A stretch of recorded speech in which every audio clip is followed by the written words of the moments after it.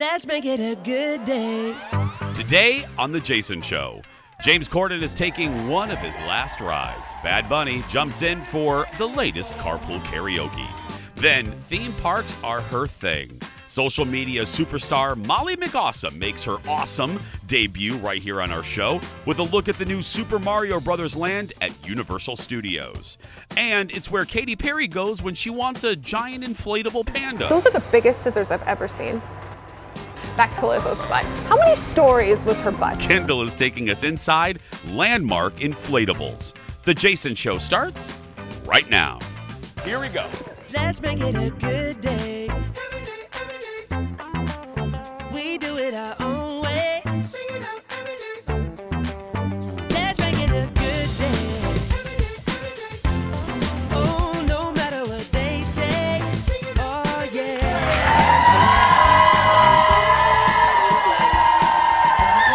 Make it a good day, shall we? Let's do it. Let's begin. What's up, everybody? Welcome to The Jason Show. I'm Jace. Thank you for being here. How you doing? Full house today. A full house. Good-looking audience. Thanks for being here. There they are. Please keep that love going, everybody. It's Kendall Mark. I'm surprised. How you doing? Hi. Fun. I know. Fun. Hello. Thank you. Thank you, everybody. Welcome to the show. A good Wednesday crowd. How you doing? I'm good. Leo caught me in like a surprise. Like I wasn't ready for you to introduce me in the same way you do every single day. Oh, yeah, I caught you off guard? I Well, don't you know what time the how. show starts, for I know. heaven's sake. I know that you say hi. You say hi. I'm Jason. Yeah. Hi everybody, and then it's me. And today I was like, oh hi. Yeah. That's you. Here I am. Yeah, Nice I was to meet introducing you. Yeah, thanks. How you doing? Welcome welcome to the show. Hi, welcome to your job. Hey, yeah. welcome to you Hi. too. How you Hi, doing? thank Welcome you. to work, Kendall. Thank How you you so doing? much for having me. I appreciate it. Happy Wednesday. Happy Wednesday. Hump day. Yeah. Have you ever gotten into a YouTube vortex? I've gotten into a TikTok vortex. Very Okay, similar. Same thing. My mom does that. Yep. I was home yesterday afternoon, woke up from the little nap, and got watching some YouTube videos, as you do. And I forgot what network. Oh, it's Eater.com. Eater does these little videos where they go inside a particular restaurant, like a franchise, like a Wendy's or whatever. So yesterday they went inside Panda Express. Now, I love Panda Express so much. Now, and I'm not just saying this, they're not a sponsor. I genuinely love it. So much so that when we go on vacation, it's usually like one of our first places that we go. He knows his it's order. when we land out of the plane. So I'm watching this video yesterday, and I was transfixed. You would have thought there was a cast reunion for Dallas. I was so fixated on this. But they showed you how they made the orange chicken, which if you've ever been to thank you. The audience is nodding their head because It's if the thing. if you've ever been to Panda Express, that's what you order. Yeah. And they go through like 100 million pounds of it, or I don't know. But I'm watching how it's made, and I couldn't turn away. I was watching how they make the sauce, which by the way has some sugar in it. I was like, ooh, yeah. A wee bit of sugar. And when I say sugar, I mean like this. Get it out. Yeah. But it was so funny. The guy said, the head of the kitchen said, now look, there's a lot of sugar, but that's for a very large batch of orange chicken, which made me feel good Yeah. for about 2 more minutes. Because then 2 minutes later, they show how the nuggets come into the restaurant. Yeah. And he goes, well, the nuggets come into us, they're already fried. And then we fry them again. So then they fry them again for 6 minutes, 7 minutes. And then they toss them in the sauce. I was drooling. And then at the end, audience, we get to the end, and it's that beautiful, beautiful bowl of orange chicken. And he said, oh, and then at the end, we add sesame oil to make it shiny. And I'm like, oh my goodness, so let me get this straight. You double fry it, you drench it in this sauce, which has sugar, and then you have oil in the wok, and then you add more sesame oil on top. That's right. It's a 5-star meal. That's a 5-star meal for me. Yep. I don't need fancy. All 5. I for love home. you, Panda Express, so much. Yep. And it's still family owned. Did you guys know that? I love that. It's not owned by a big corporation. It's still family owned. All 5 God, I am components really for good pushing for an food. endorsement here, aren't I? I really want. He'd like a buffet. We know. Yeah, that's right. Leo, take number 5. Take camera 5. Panda Express, you can sponsor us if you want to. Hi. Let's get started, everybody. It's time for the hot dish. Roll it, Leo. Here we go. Oh, God, now I'm hungry. Hello. Now I'm hungry, aren't you? I'm starving. What did I know, the audience is hungry. Do we have to do the show? Can't we just go to Panda Express? Can we just leave? Okay. Come on, audience, we're going to Panda Express. First up, last night was the women tell all on The Bachelor, so you know what producer Ted was doing. And during the show, the host Jesse Palmer revealed who would be the next Bachelorette. I know you've been waiting like a couple days for this. Look. Ready? It's time. Hey, starting Ross, how we doing? These are just like rapid fire questions. Okay. You don't have to think too long about it. Just yeah. whatever comes to the top of your mind. All right, this or that. So Charity. Vacation or staycation? Vacation, easily. I'm with you. Gotta get out of here. Bachelor in Paradise or The Bachelorette? Goodness gracious. Let's say Bachelorette. Are you good with that? Yeah? What? Is that a wrong answer? Oh my God.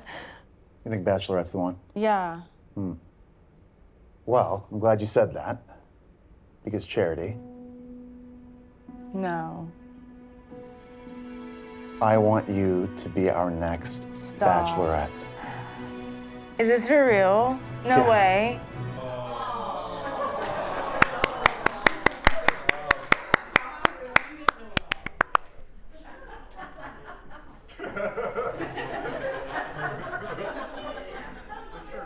She knew. Come on. She knew. She had an idea. Good idea. She had.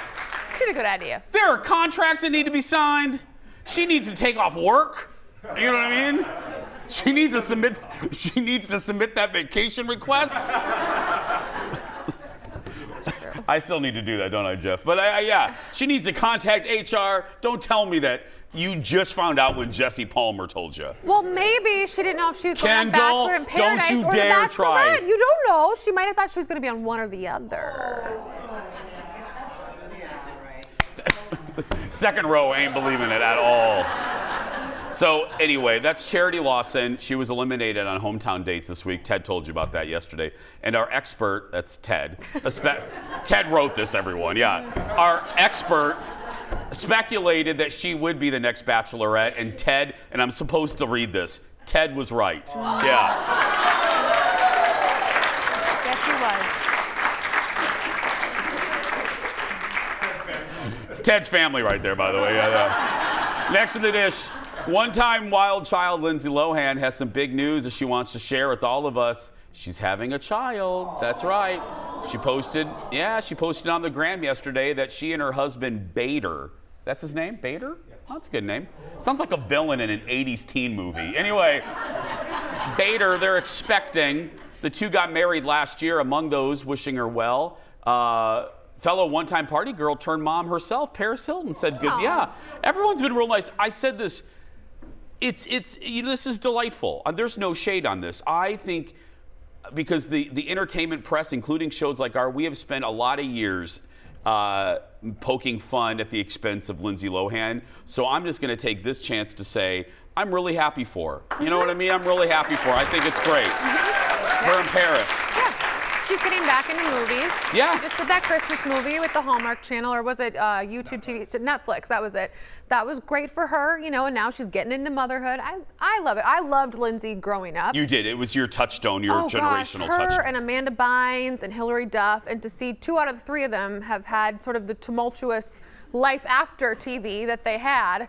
It's good to see her back in the saddle. You said that so diplomatically. I'm Thank so you. proud of you. Yeah. Try to be kind. A little snark on the show, but no, but can you remember if you would have asked me 10 years ago when all the stories about Lindsay in Paris were scandalous and they were partying, if you were to talk to Jason back then, I would never think that we would now be talking to them about them in the terms of motherhood. But I'm happy for them both. Next on the dish, James Corden is nearing the end of the Late Late Show. I can't believe that. It seems like he just announced. But he's still leaning into some of his iconic bits, including the biggest one of all, carpool karaoke. So in his most recent one, he got in the car with the most streamed artist in the world. I didn't even know that stat. Did you know that you know that stat? You're young and huge. cool. Anyway, he got in the car with Bad Bunny. Look.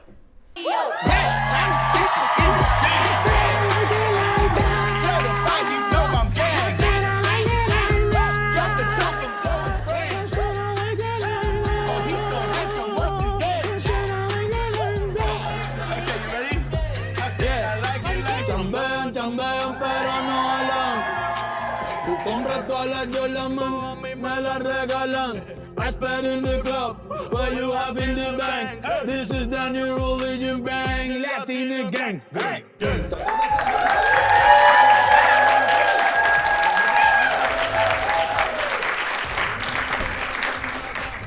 Yeah, I'd carpool with Bad Bunny. Yeah. Oh, I love Bad Bunny. I do like Bad Bunny. Yeah. He's got hit after hit after hit. Yeah. Bangers. All I of like that. I really do wonder with James, who is going to be his final carpool? He did?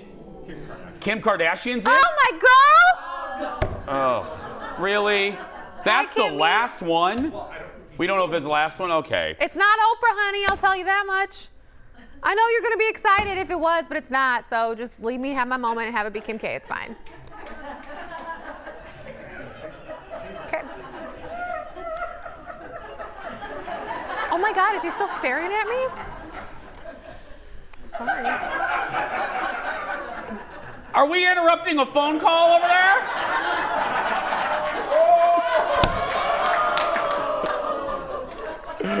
Oh, God. More to come as we... What? Exactly. More to come as we go to break. Studio audience. Nobody even cares about me. I care about you. What is she? Aaron, for the love of God, move her into a more comfortable chair. Do we have give her the Oprah chair, for heaven's sake. She's bracing herself up with a cry. We can't have that here. Oh, this is a bad look. Studio audience selfie shots from the past week. And by the way, we're going to show you a collection. Be sure to join us in the audience. Tickets are free. Head to our Facebook page or eventbrite.com and search for The Jason Show. We'll be right back, everybody. Back in a moment.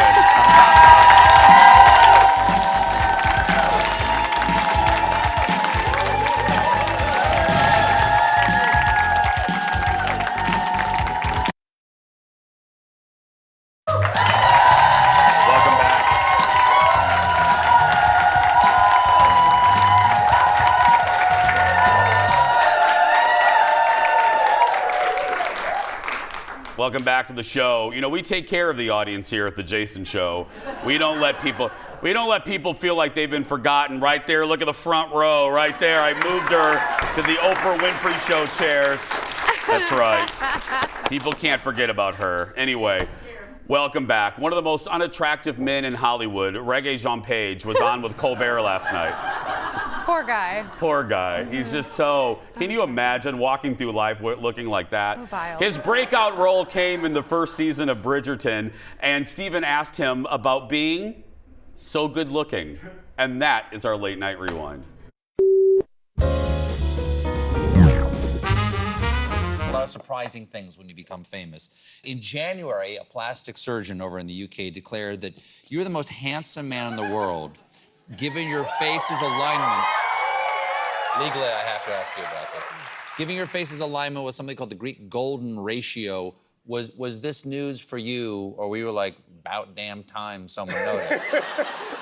I mean, that was news to me. That's not the conversation I have with myself in the mirror every morning. I'm No, not like, yes. that guy's just, nah. It was a bit of an ambush headline. Sure. Like, it's that thing where you do a show, You know you're going to ride the press cycle. Like, people are going to be looking out for you a little more while you're on the Dungeons & Dragons press tour, while you're talking about a movie, when Bridgerton's just come out. Right. But at this point, like, I just kind of finally ridden this thing, and I was sitting at home feeling a little bit relaxed. We were in a lull before I do this. Yes. And then there was just this ambush headline, like, bam, everyone's looking at you again. And I was like, I didn't even ask for this. I had no idea.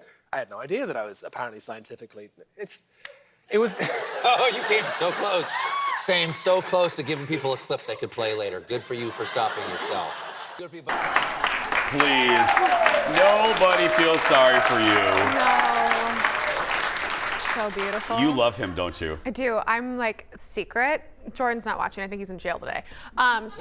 Wait a minute. You should probably clarify your husband's not in jail. He's like, he has a client in jail. He has a client. Jordan, her husband's a lawyer, so I don't. Or I just don't want people to think your know. husband's in jail for heaven's Just sake. today. Yeah. And so I can admit this, but I'm rewatching season 1 and I'm pretending it's season 3, so Jordan has to sit through it again with me because he's so hot. I just want to watch him. I know you love him. I know. He is a good-looking guy. He is. I mean, mildly good-looking. he's mildly good-looking. More late night. Someone I'm a huge fan of, Cal Penn, is guest hosting The Daily Show this week, and he took viewers behind the scenes. Who knew? People are surprised about Cal being a big fan of NASCAR. Look. All right, a lot of people really want to know this. How do you pee in 400 miles? I can't go 45 minutes without having to pull over. So have you ever been in a high adrenaline moment? Well, once. I once rode a cheetah in a movie. Did you have to pee during that moment? No. Exactly. So you're really in the zone then for, you're in the for that. zone, yeah. That's awesome. Yeah, and they always say if you do pee in the car, then you got to be there Monday morning to clean it out. Do you want to clean it out? You don't have somebody for that? They're not going to do it. You know, our heart rates, peak at about 170. Okay. And then during the race, you're around the 140 area. I mean, that's a high heart rate for a sustained long period of time. Yeah. And hydration is huge. I can lose up to about 7 pounds in the race car on a hot day. In one race? Yes, sir. Oh, can I drive this race? I can't drive stick. Is that a problem? No, you're good. Okay. We basically just put you in 4th gear and just push you off, man. Do only the snowflake drivers get the push since we can't drive stick? Pretty much. Here we go. This is real inclusion. NASCAR making space for athletes like me who can't drive stick. Off the clutch, give it gas, off the clutch, give it gas, off the clutch, give it gas, give it gas. That left pedal, push it in, grab that stick and put it all the way down to the right. One stick. The shifter, it's that big stick in the middle right there of that car. You have to see the whole thing, friends. The whole bit's really good. The whole bit, go watch it on The Daily Show YouTube, the whole bit. It's really, really good. I love Cal. And executive producer Jeff and I have a hot take that I know you disagree with. I think Bubba Wallace is more attractive than Reggae Jean Page. Yeah. Thank you. Somebody agrees in the audience. Thank you. One person. One person, but that person matters to me. That's right. I love Bubba. And NASCAR's cool. NASCAR's cool. It is. I would never do it, but I mean, Are you sure? Never say never. Well, I should watch that because now I'm into golf now because of Netflix's Full Swing. That's Formula 1, but close. Close, I know. We're talking about cars, By the way, we're there. I finished Full Swing. I love that show so much. Are you a fan of Rory McIlroy now? I love Rory McIlroy. Now I'm a huge, and again, now I really want to learn to play golf. So Leo, take camera 5. If there's anyone that would like to teach me how to play golf, I'm available. Just let me know. We tried this. We did this last year. No, I mean real lessons, not for TV. I mean, I want to know. The guy showed you what to do. You just hit the ball. For television. You don't just hit the ball. Well, I do. Okay, but you play golf. Well, you line up and then you swing. Will you teach and me? You hit the ball. Yes. Okay. That won't go well. No, yeah. Next in the dish. Fewer people were hotter in the 90s than Freddie Prinze Jr. And in a new interview, Freddie revealed that he almost walked away from one of his most iconic roles. So here's the deal. Freddie says the director of I Know What You Did Last Summer, I love that movie, was miserable to work with. The director, and this is why, the director did not hide the fact that he didn't want Freddie for that role. But the studio and Kevin Williamson, who was one of the producers or creators, pushed for Freddie. That made things very tense on the set because the director didn't hold back on how he felt. Support from Ryan Phillippe and future wife Sarah Michelle Gellar made things a little better, Freddie said, on the set, but not much. And now Freddie says he's thankful, this is what I like, because even though there are jerks in Hollywood, No one has been as bad as that director. Yeah.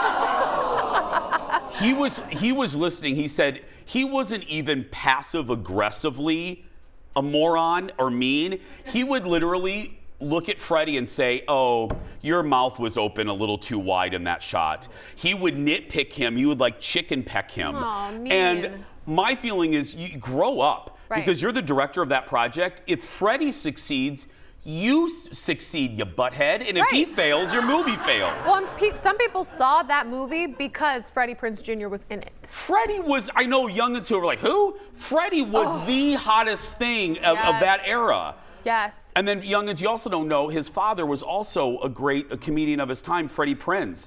He was, and had he not died tragically so young, Freddie Prinze would have had, he would still be doing comedy. Chico and the Man, remember that show? Anyway, yeah, Chico and the Man was great. I'm really aging myself right now, that's all right. Next up, there could be a new face moving into the Real Housewives of Beverly Hills. And I am really excited. A few days ago, actress and my former crush when I was a kid, Nicolette Sheridan, remember her from Knots Landing and Desperate Housewives? She tweeted this out, a poll, and she wrote, knocking at my door, how desperate are y'all to have me? And she tagged with hashtag Real Housewives of Beverly Hills. She had people vote in a poll, and 66% of her want her to join. I don't know what's wrong with the other 34% of people, but and if you don't know, Nicolette has a strange connection to the show.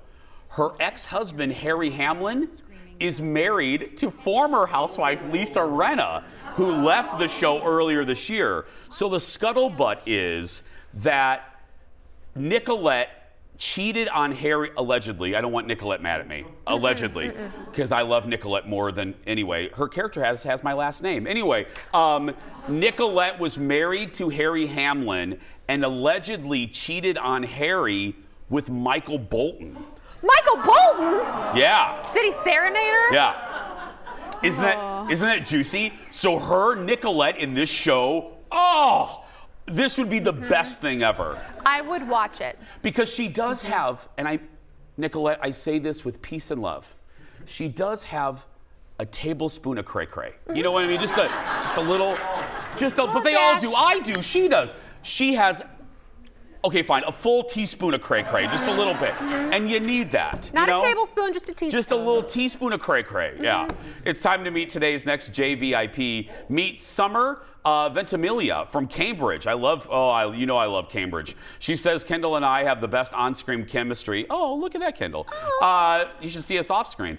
Summer loves how authentic and real we are and vulnerable I am in the best way. She says other shows have components of fake or acting, but not us. Sumner says she literally plans her day around watching us. Thank you, sweetie. I really appreciate that. She gets a Jason Show mug, and she's also entered to win the monthly grand prize. That includes being a VIP guest in the audience, like you can sit in the Oprah chairs. A $150 gift card to Becker Furniture World and a $150 gift card to the Institute of Advanced Aesthetics. We have such a good show coming up, so go get some more coffee and meet us back here after this. Back in a moment. Coming up, we're giving you the scoop on the brand new Super Mario Brothers land at Universal Studios with social media star, who knows a thing or two about theme parks, Molly McAwesome making her Jason Show debut. And they're not making pool noodles, let me tell you. Kendall is taking us inside Landmark Inflatables, where everyone from Lizzo to Katy Perry go for their concert creations. That and more when we come back.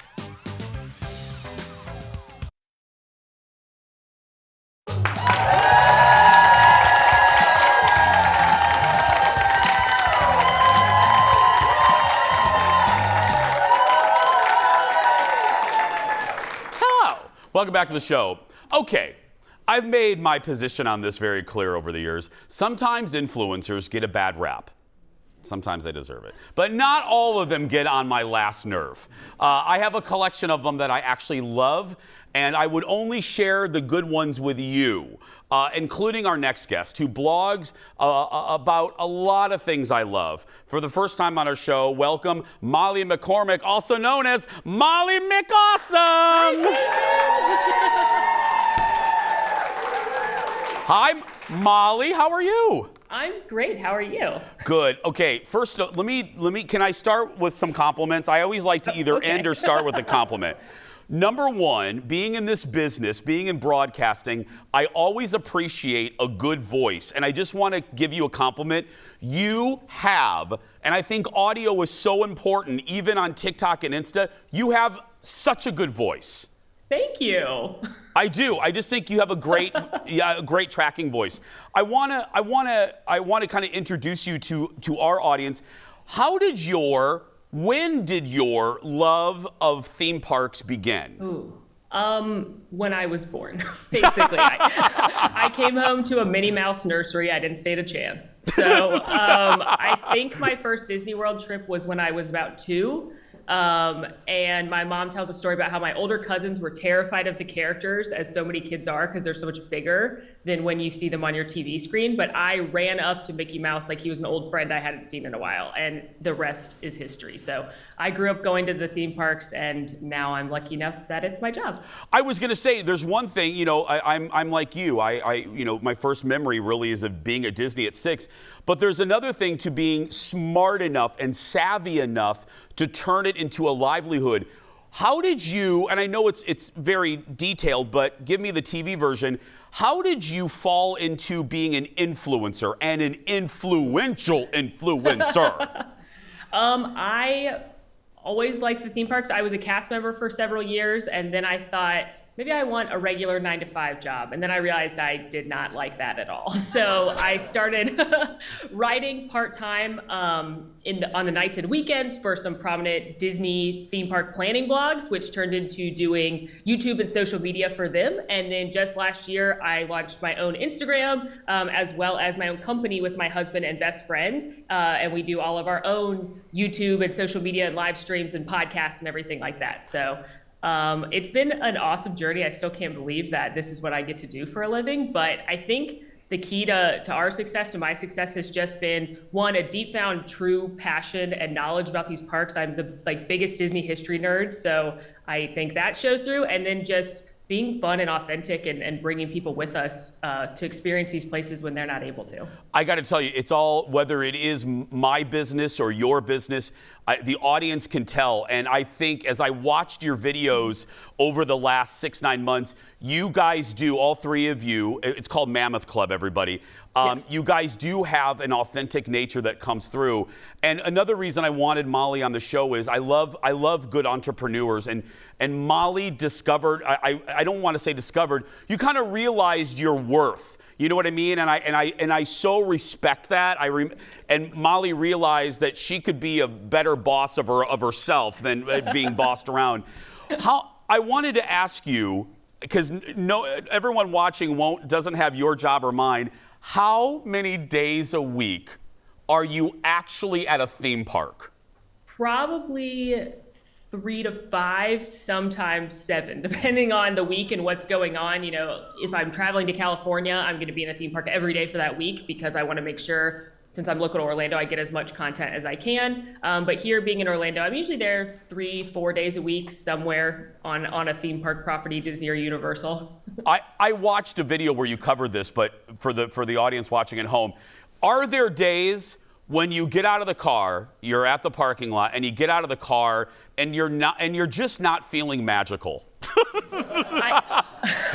The beauty of being my own boss is I usually don't get to the car on those days now. There's days where, like 2 days ago, it was torrentially downpouring, the weather was horrible, and I was like, I can't go make a video in this. This will be terrible. I can't use my equipment or anything. So in that case, I just reschedule and look at the calendar and see what I can do. But I think with like any job, there's days where you're like, it's gonna be hot, it's gonna be crowded, but what happens, and I'm saying this candidly, is like something magical happens. And that sounds so cheesy and like such a canned response, but no, I get it. When you get into those parks, even just seeing like a little kid see the castle for the first time, or hearing the music, or picking up a coffee and just people watching and walking down Sunset Boulevard in Hollywood Studios, something happens, and then it's like, this is the best place on the planet. So It's amazing. We're going to stick around with Molly in the next segment, and she's going to give you a kind of a look at the new Super Mario Brothers land at Universal Studios. So if you have kids, bring them back in the room. But I want to end this segment on a very general question, and I know you'll knock it out of the park. People are watching, and I know you agree. I think going to Disney or Universal, it's more complicated than ever. It's like, especially if you don't know the vernacular. And what's a piece of great advice that you can share? What's one of your number one pieces of advice for a family watching right now that's getting ready to plan one of these trips? First of all, learn as much as you can. Watch content like Mammoth Club, read planning content, learn as much as you can. But the number one piece I give to people when they're going to the parks is kind of twofold. One, something's going to go wrong. And two, make a list of your top priorities. People have it in their head that they're just going to be able to walk down Main Street USA at the Magic Kingdom and go ride everything, and it's going to be magical and wonderful. And it will be magical and wonderful, but the reality is you are not going to be able to do everything. I go there 3 times a week, and I still have not done everything in Walt Disney World. So make a list of your must-do rides and eats and characters, 5 or 7 things. Get those things done, and then everything else is just cherries on top. See? And this is why she's the best. This is why you knock. As I said, Molly's going to stick around. When we come back, your look at Super Mario Brothers Land at Universal when we return. More with Molly next.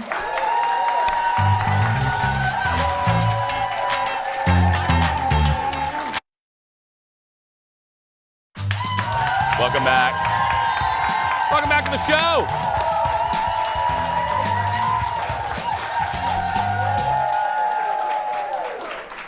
I'm ashamed of myself. I know better than this. This is my thing. I keep calling it Super Mario Brothers. It's Super Nintendo World. Anyway, we're back with Molly McAwesome. Now, Molly, you got to go. Now, it's not open yet in Orlando, but it did open. Super Nintendo World did open in Hollywood. Talk to us. What was your first impression? Because you've been to a lot of these openings, whether it's Galaxy's Edge or whatever. What was your first impression walking through? It is one of, if not the most immersive land I've been to. I think the only thing that rivals it as far as immersion goes is Diagon Alley here at Universal Orlando. But you walk in and you are in a video game. It's unbelievable. It's very kinetic as a land. Everywhere you look, things are moving and you hear the noises from these games, and it immediately feels like you are a kid playing a Mario Brothers video game. Did you get the sense that everyone was kind of feeling the same thing, Molly? I did. And what's so interesting is I went with my husband and Max, our best friend, the 3 of us that own this company together, and they're both big video game kids. They played a lot of video games. I didn't. And we all had very different reactions, but we were all steeped in this just overwhelming sense of immersion, which only gets better the more you explore the land, which is what I think is so cool about it. Let's talk about one of the rides at the land, and that is the Mario Kart ride. Walk us through that. What is that like? It's unbelievable. It's one of the coolest rides I've ever been on. It's got some of the coolest technology I've ever seen in a theme park attraction. They built big, huge practical sets. So if you took your glasses off, you are riding through a dark ride through all these scenes that you know and love from Mario Kart. But you also are wearing an augmented reality glass piece so that while you're driving, you see the characters driving by. And what I'm seeing is slightly different than the person that's next to me is seeing. And you have your colored shells and you're shooting at them. And it is overwhelming, but in the best way possible. It's so much fun. And it blew me away. Both the practical sets and the technology used were incredible. So it's kind of like, if I'm hearing you right, it's kind of a little practical mixed with virtual reality? Exactly. So you'll be driving through big sets, but then you also have these glasses on, and through the glasses, you can see Bowser and Mario and all the other characters riding in front of you. And then you've got a trigger on your little cart that can shoot your shells like you're playing Mario Kart. You kind of just said, that sounds like nothing else around, whether it's Diagon or even Guardians or Galaxy's Edge. This is a new level, wouldn't you say? It's a brand new level. I think the thing you could compare to most is maybe Spider-Man Web Slingers at California Adventure or another shooter style game, because it is one of those immersive gameplay attractions, but it is that on a completely new level. It's unbelievable. Now, before we go, we're just focusing on Universal on this visit, and I hope you'll come back. But I got to ask you, as a fellow Disney nerd, what is your favorite ride at Disney World? My favorite Disney attraction is Pirates of the Caribbean. Oh, you went old school. Yeah, I love that. My favorite's the Disneyland version, but Pirates of the Caribbean is steeped in my childhood. That's what I think of when I think Disney. And the Imagineers that worked on it said it was a perfect Disney attraction, and it's been the gold standard ever since it opened in 1967. And I agree. It's like a family attraction, but it's still thrilling, and you've got the music, and I just love it. My last question for you is, maybe it's not Disney, but again, you're so good at this, Molly. And again, I always like to end or begin with an interview with a compliment. You're so good at what you do. If somebody's watching, and maybe it's not Disney, maybe it's knitting or cooking, what is a key to success for being a social media influencer that resonates with their audience? I think it's just truly being authentic. Find what you're passionate about and figure out how you can channel that into your content, because people know when you're being authentic and versus just trying to do something for likes or the algorithm or whatever it is. So if you can channel your true authentic passion, one, it's gonna be way more fun for you than if you're trying to make content about something you don't actually care about. And two, forget the algorithm, forget the game of trying to be first or whatever it is, and people will find you that have that same passion. That's right. I so appreciate you coming on. Will you please come back and visit us? Yes, please. I would love that. Everyone, let's hang out at Disney World too. Yes, I can't wait to see you the next time we're there together. Give it up, everybody, for Molly. Search for Molly McAwesome and the Mammoth Club. Bye, Molly. We'll see you soon. She's great. Just great. I love a good influencer. She's a good influencer that knows her stuff. We're going to take a break. We'll be back right after this.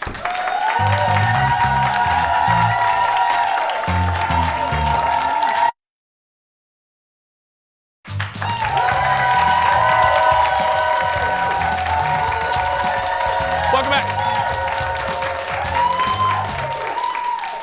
It's a company all about blowing things up, not destroying, but inflating. Landmark Creations makes giant, customized inflatables.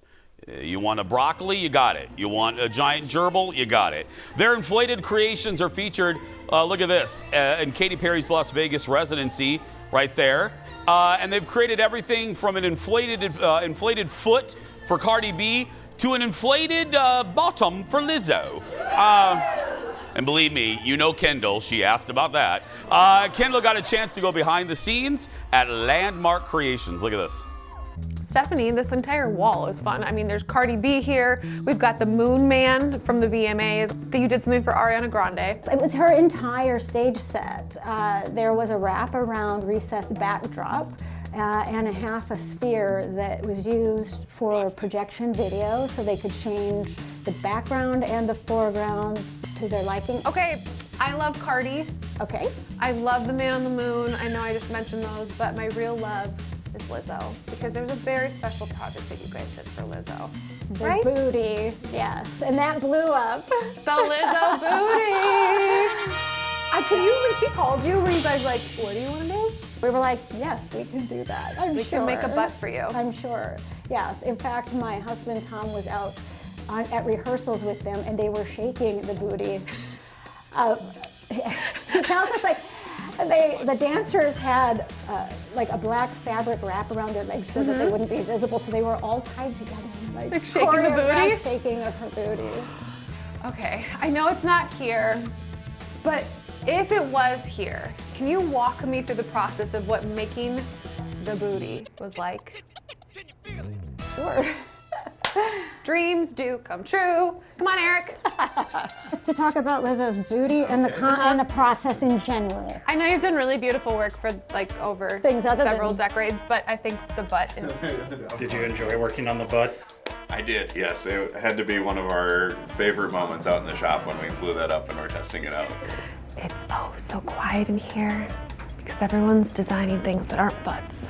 Their creative team reached out to us and discussed with our team some options of how we might go about designing it. Someone in our design staff will go about the business of creating a concept model. And actually drawing, for layman's terms. Yeah, an illustration or a concept showing the particulars of their idea transformed as an inflatable.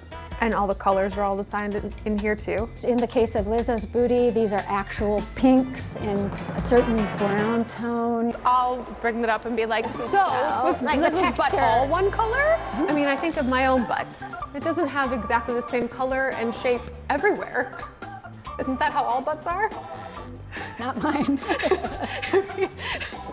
Butts are individual beings. Well, that is true. And so, the designers did have to follow very specific, color patterns and shadings. Lizzo's like, I want my butt to look like my butt. Somebody wanted it to be. Somebody knew. So once they were done designing and adding the color and texture to it, they sent their print files here to the print room. And then it's transferred using the heat press over there onto our fabrics, and it's ready to be cut out. All I got from all of this was that this was where Lizzo's butt was printed onto perfection. Those are the biggest scissors I've ever seen. Back to Lizzo's butt. How many stories was her butt? It was only 15 feet tall. Okay, so it's inside of our space here. So like 1.5 stories. So did that require the big scissors? I'm sure it did. Does it really come down to one person that's sewing these giant things? In the beginning, sometimes things can be broken up into sections or segments. Okay. And multiple sewers can work on So them. like left cheek, right cheek. Something like that, yes. Say somebody wanted to buy a butt for like a Christmas present. Do you have like a price range for that? How much? No, we can't make you Lizzo's butt exactly without her consent. That sounds appropriate. How about like we have this producer Ted and his butt's more concave, so I'm guessing it would be cheaper. Eric, no one wants to see Ted's butt in an inflatable version. No one. I'm kind of sad that I didn't get to see a butt. I'm gonna be honest with you. It's not butts 24/7 around here. But do you have anything else giant and inflatable I can look at? How about the moon? Did you hear that, Eric? I can moon you. Get it? I mooned you. Haha. Woman on the moon.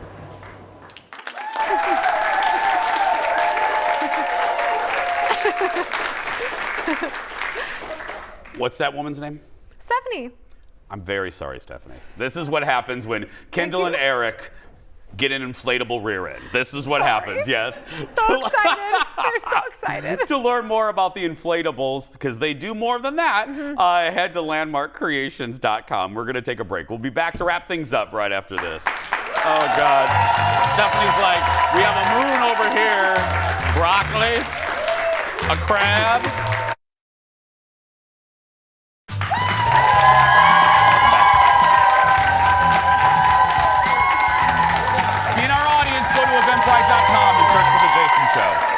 It's time for the world's shortest segment. This is cool, really cool. A new way to watch hockey. Last night, Disney Plus and ESPN aired an animated version of the Washington Capitals and New York Rangers game. It was called the NHL Big City Greens Classic, featuring characters from Disney series. Big City Greens skateboarding along with animated versions of the players. Commentators also called the virtual game wearing specialized motion suits. That's cool, actually. So wild. I like that. So We're going wild. to take a break. We'll be back right after this. I just did it again.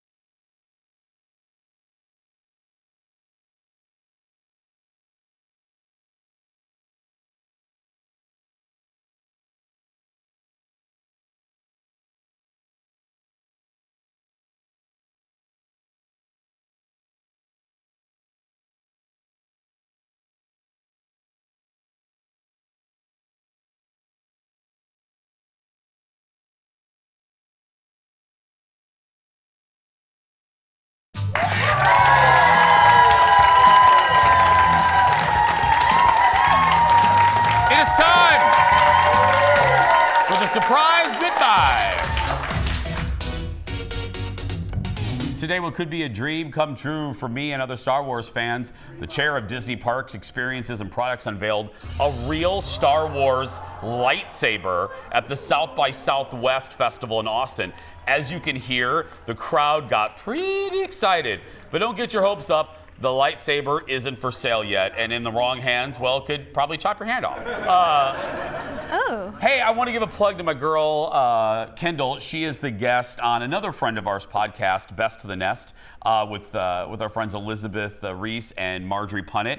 And you talked about? We just talked about body image and how we all need to just be better about loving on each other and ourselves. That's right. Find Best to the Nest wherever you find your podcast. Yeah, you did a great job. Thanks.